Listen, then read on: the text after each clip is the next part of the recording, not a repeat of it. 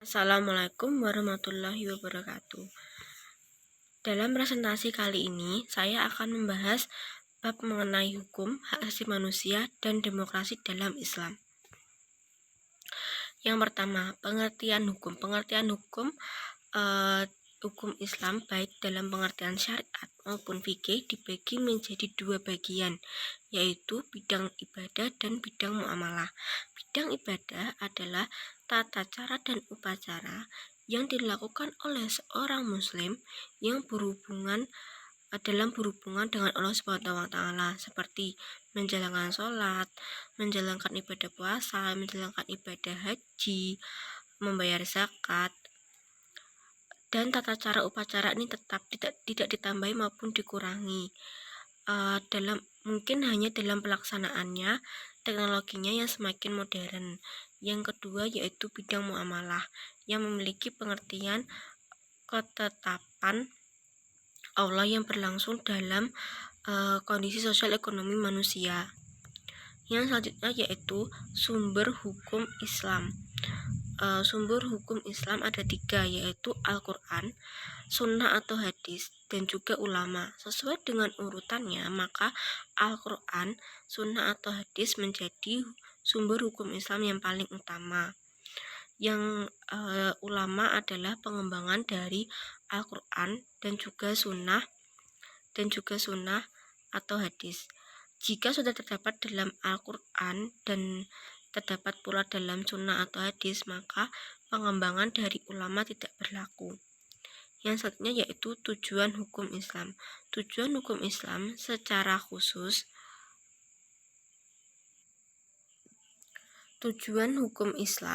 yaitu dilihat dari dua segi, yaitu satu, pembuat hukum Islam itu sendiri, yaitu Allah dan Rasulnya. Yang kedua yaitu pelaku hukum Islam, manusia itu sendiri. Pembuat hukum Islam itu sendiri, yaitu Allah dan Rasulnya, memiliki tujuan. Yang pertama, terpenuhinya primer, yaitu seperti sandang, pangan, dan papan. Yang kedua yaitu sekunder, seperti kemerdekaan, persamaan, dan sebagainya. Yang selanjutnya yaitu dilakukan dalam kehidupan sehari-hari dan dilaksanakan dengan benar. Pelaku hukum Islam, manusia itu sendiri, yaitu memiliki tujuan untuk mempertahankan kebahagiaannya, mempertahankan kehidupannya, dan juga tujuan hukum Islam secara umum yaitu agar manusia bahagia dalam dunia dan akhirat dengan mengambil segala manfaat dan mencegah atau menolak yang mudarat, yakni yang tidak berguna bagi kehidupan manusia. Yang selanjutnya yaitu kontribusi umat Islam dalam perumusan sistem hukum nasional. Kontribusi umat Islam dalam perumusan dan penegakan hukum di Indonesia nampak jelas setelah Indonesia merdeka, seperti munculnya pemikir hukum Islam terkemuka di Indonesia seperti Hazairin dan Hasbi Asidiki. Mereka berbicara tentang pengembangan dan pembahasan hukum Islam bidang muamalah di Indonesia.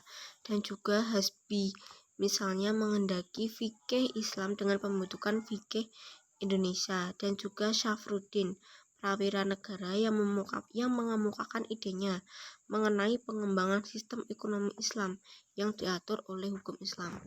Selain itu juga kontribusi lainnya terlihat dalam perumusan dan penegakan hukum nasional, seperti diundangkannya beberapa peraturan perundang-undangan yang berkaitan dengan hukum Islam, seperti yaitu Undang-Undang Nomor 1 Tahun 1974 mengenai perkawinan, dan juga Peraturan Pemerintah Nomor 28 Tahun 1977 mengenai perwakafan tanah milik, Undang-Undang Republik Indonesia Nomor 7 Tahun 1989 tentang peradilan agama. Hak asasi manusia. Manusia sebagai makhluk Tuhan Yang Maha Esa secara kodrat dianugerahi hak dasar yang disebut hak asasi manusia.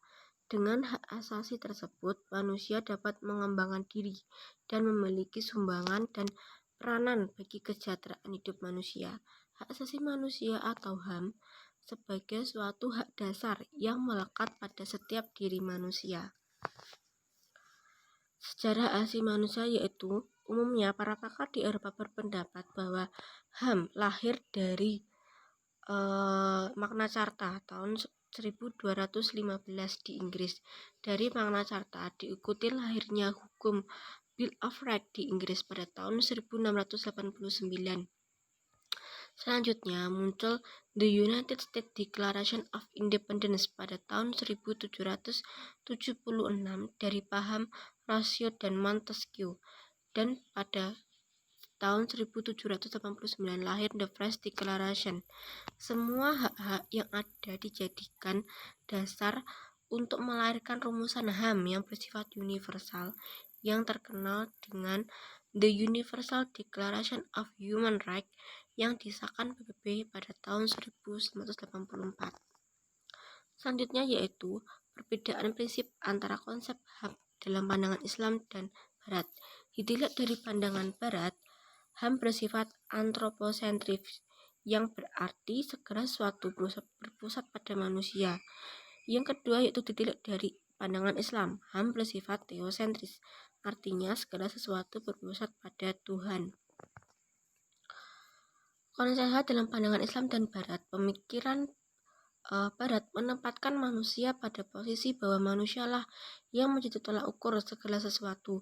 Adapun di dalam Islam melalui firman-Nya, Allah lah yang menjadi tolak ukur segala sesuatu, sedangkan manusia adalah ciptaan Allah untuk mengabdi kepadanya. Menurut pandangan Islam, konsep HAM bukanlah hasil evolusi dari pemikiran manusia, namun hasil dari wahyu ilahi yang diturunkan melalui para nabi dan rasul sejak permulaan manusia di bumi. Prinsip aspek khas dalam konsep HAM dalam Islam adalah tidak adanya orang lain yang dapat memaafkan pelanggaran hak-hak jika pelanggaran itu terjadi atas seseorang yang harus dipenuhi haknya. Bahkan suatu negara Islam pun tidak dapat memaafkan pelanggaran hak-hak yang dimiliki seseorang.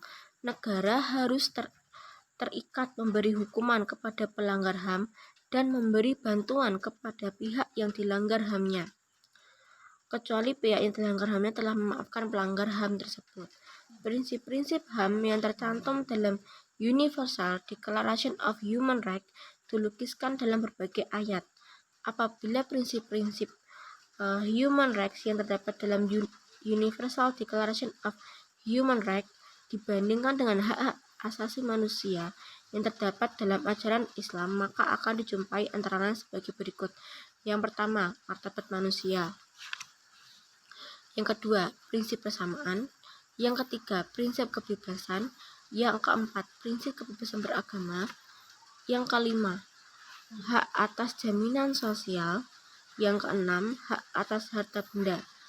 Dalam rangka memperingati abad ke-15 pada tanggal 21 Zulkaidah atau 19 September 1981, para ahli hukum Islam mengemukakan Universal Islamic Declaration of Human Rights yang diangkat dari Al-Quran dan Sunnah Nabi Muhammad SAW.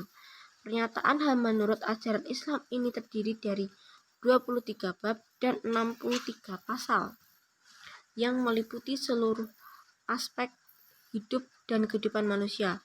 Beberapa hal pokok yang disebutkan dalam deklarasi tersebut antara lain adalah 15 hak, yaitu yang pertama, hak untuk hidup, kedua, hak untuk mendapat kebebasan, ketiga, hak atas persamaan kedudukan, keempat, hak untuk mendapatkan keadilan, kelima, hak untuk mendapatkan perlindungan terhadap penyalahgunaan kekuasaan, keenam, hak untuk mendapatkan perlindungan dari penyiksaan, ketujuh, hak untuk mendapatkan perlindungan atas kehormatan dan nama baik, kedelapan, hak untuk bebas berpikir dan berbicara, kesembilan, hak untuk bebas memilih agama, kesepuluh, hak untuk bebas berkumpul dan berorganisasi, 11, hak untuk mengatur tata kehidupan ekonomi, 12, hak atas jaminan sosial, 13, hak untuk bebas mempunyai keluarga, dan segala sesuatu yang berkaitan dengannya. Hak-hak bagi wanita. Ke-14, hak-hak bagi wanita dalam kehidupan rumah tangga dan segala sesuatu yang berkaitan dengannya. Dan yang ke-15 yaitu hak untuk mendapat pendidikan dan sebagainya.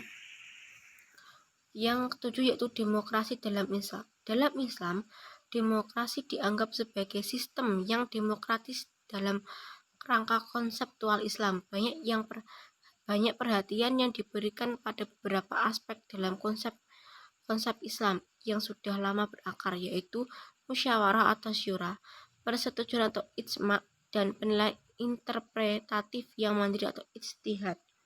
Perlunya musyawarah merupakan konsekuensi politik kekhalifahan manusia. Di samping musyawarah, ada hal lain yang sangat penting dalam masalah demokrasi, yaitu konsensus atau ijma. Sementara ini, ijma atau konsensus telah lama diterima sebagai konsep pengesahan resmi dalam hukum Islam. Konsensus memainkan peranan yang menentukan perkembangan hukum Islam dan memberikan sumbangan yang sangat besar pada hukum.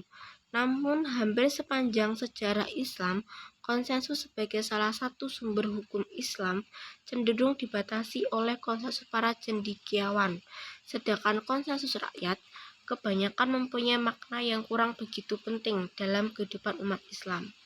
Dalam pemikiran Muslim modern, potensi fleksibilitas yang terkandung dalam konsep konsensus akhirnya mendapat saluran yang lebih besar untuk mengembangkan hukum Islam dan menyesuaikan dengan kondisi yang berubah.